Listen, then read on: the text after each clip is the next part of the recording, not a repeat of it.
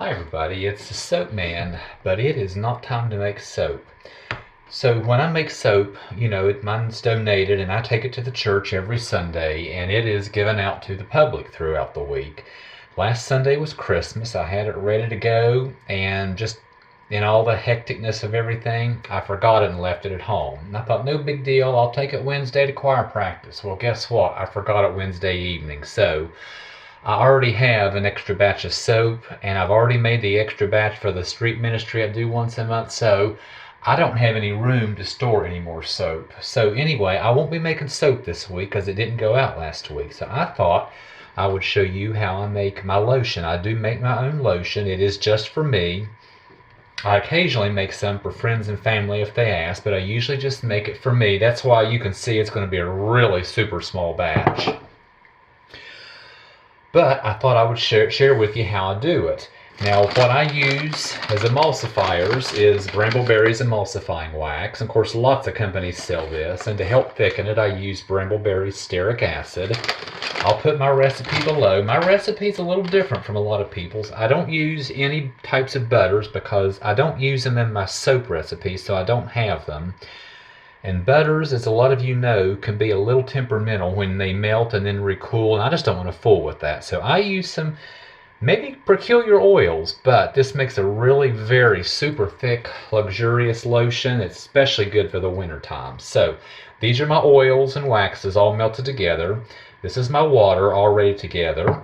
I'm going to fragrance this with Brambleberry's grapefruit essential oil. Since lotion is actually a leave-on product, I try to keep it as natural as possible by using only essential oils. And the reason I make such a tiny, tiny batch is I don't put a preservative in it. I keep it in the refrigerator. It's a small batch. It stays in the refrigerator. I use it quickly and make another batch. And that way I don't have to put a preservative in it. So my recipe does not include a preservative. If you're making a batch that's going to sit on the counter or in a cabinet, you need a preservative or it will go mold and nasty on you.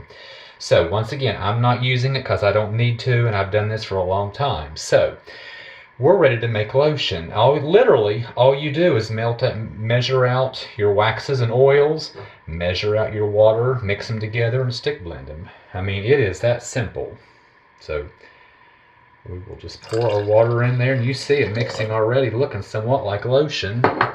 And give it a stick blend. Now these stick blenders are really powerful, so I turn it down to the lowest setting and give it a buzz. Now you see I've got lotion. I mean, it is that simple. However, this is hot. The oils are hot, the water is hot. What I do is leave this just sitting like this, and I come back every 2 or 3 minutes, give it just a quick pulse like that.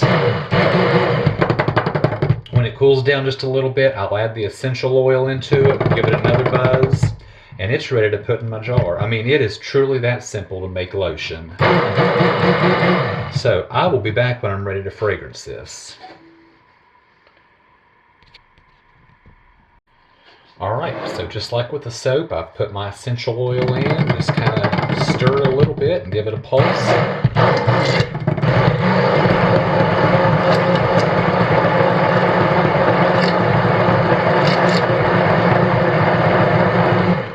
And I have lotion.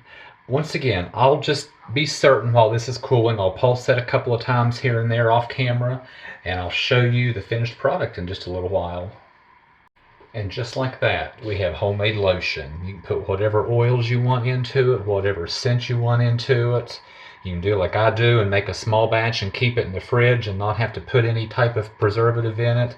Like even what was on the stick blender, I went ahead and I've already rubbed it on me because it's lotion. It's ready to use right away. And it's actually still warm. It feels kind of good because it's cold in here, so that warm lotion feels good. So what I'll do is just set the lid because there's kind of tilted because there's a lot of liquid in there that's going to steam off and I don't want it to condense, but I'm going to go ahead and get this in the fridge and let it start cooling down, and when it's actually like at a regular temperature to use, I'll bring you back and show it to you. But it's lotion, it's that simple. Even what's stuck in there, I'll scrape what out I can and use it on myself so it doesn't go to waste. And now we have our rich, luxurious, creamy lotion. I just reused an old mica container, and I just use this over and over and just clean it out. But just very thick, luxurious. I mean, I really like this recipe. I just kind of experimented around, and because it doesn't have butters in it, you don't have the temperament that butters can be, where they'll, when they cool down and they leave kind of grains in it. So I'm super happy with this recipe. So you're welcome to try it. Once again, I'll see you next weekend with some soap. Thanks for watching, everybody. Bye.